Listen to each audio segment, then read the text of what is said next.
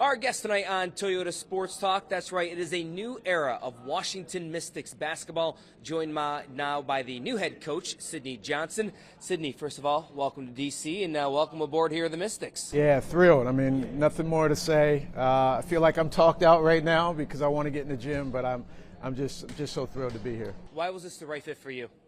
I mean, easy. I mean, DMV, there's home roots, the tradition of basketball, players, coaches, teams, all that good stuff. But then organizationally, what we want to be, we want to put our players first. We want to win games. There's no question about that. But we want to put their experience at the forefront, and that's really meaningful to me and our general manager, Jamila. And so we just sprinted to the job, to be honest.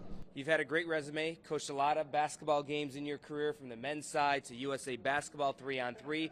What type of style do you like to play, Sydney? I mean, I do want to play fast. There's no doubt about that. Want to be attack mode, as soon as we get the basketball. Can't be too loose with it. So we have to find our efficiencies in that way.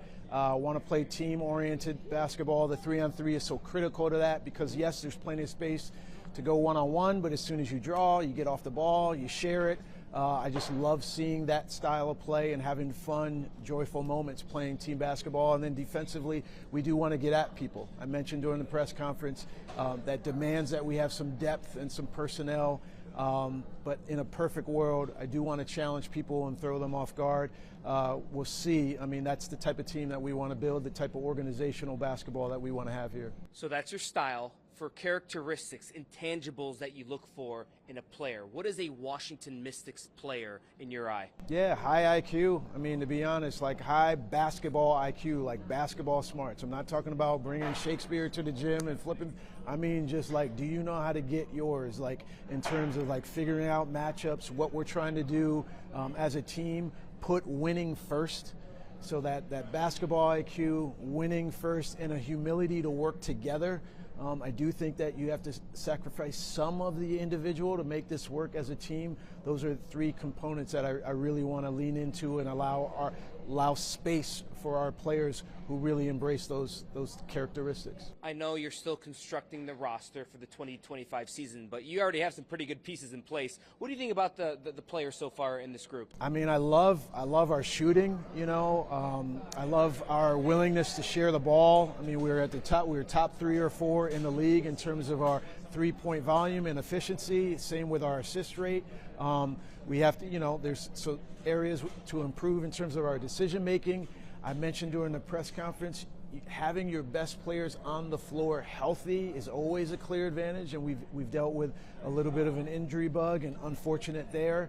I love, defensively being able to disrupt people. We showed some of that last year, so those are things that we can build on as we move forward in this next generation of the Mystics. You were an assistant coach with the Chicago Sky last year, got a chance to work with an Angel Reese, and now you have a couple of bigs here that are very good, and Shakira Austin, Aaliyah Edwards. How excited are you to work with those two individuals? I mean, all the talent in the world, I mean, to be honest. I mean, Shakira is just, I told her the other day, any coach who walked in the gym and would just see her shooting around would point to her and say, that's a player. I mean, she is absolutely built for this game.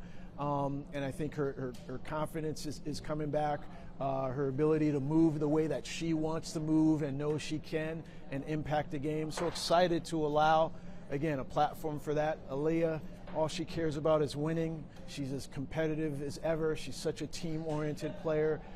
So those two, but others. Steph Dolson has obviously made an impact.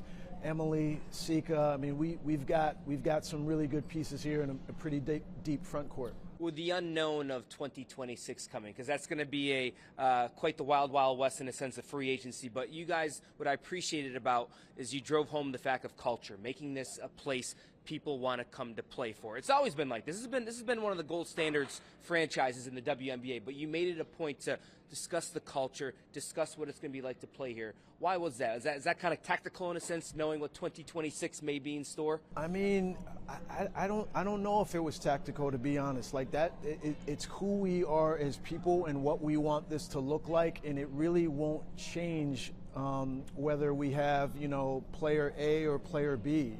We're going to care for them either way. You know what I mean? And we're going to look to win basketball games. We're not like that. That's not in the rear view.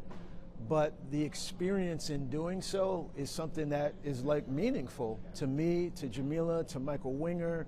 That goes all the way up to Ted and Sheila and how they've put this organization together. So we just don't want to shortcut the experience while we're trying to be as competitive as we can be on the court.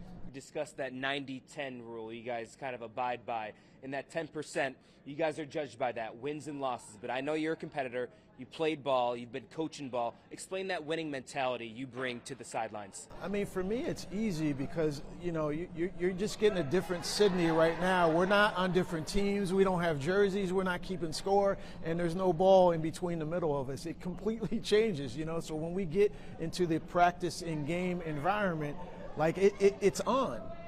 But that's not this moment, and that's not every moment for our players. And I just don't want people to lose sight of that. That, like, that's not, they don't go to the grocery store looking to compete. You know what I'm saying? I'm going to box you out for a kiwi. Exactly. So, like, let's give space for that. Yeah. But then, yes, when we're keeping score and there's a ball and there's different jerseys on, you know, it's on. And we have to, you know, not only react to that, we want to be ready and primed for that. And to be a first-time head coach in the WNBA, what does that mean to you, Sydney? Well, I think it's special because of what this league has meant to women, to young girls, to the sports world as a whole, been pioneering in so many different ways. So to share some of that space is a gift, a privilege, a blessing, an opportunity that I don't take lightly. And you're going to be a leader. How do you think you're going to be able to relate to those women in the locker room? Well, one of the things, if not the thing, is putting them first. And what does leadership look like? How do they want me to partner? How can I support? You know, you can be a leader and allow space for others. You know what I mean? And honestly step back. So where they need me, that's where I want to be. And I think proximity allows me to learn what's best for each individual player and then us as a team. Great. Sydney Johnson, really appreciate your time again. Welcome to Washington. Thank you much. Yep. Appreciate it. Much more to come right here on Toyota Sports Talk. Stay with us.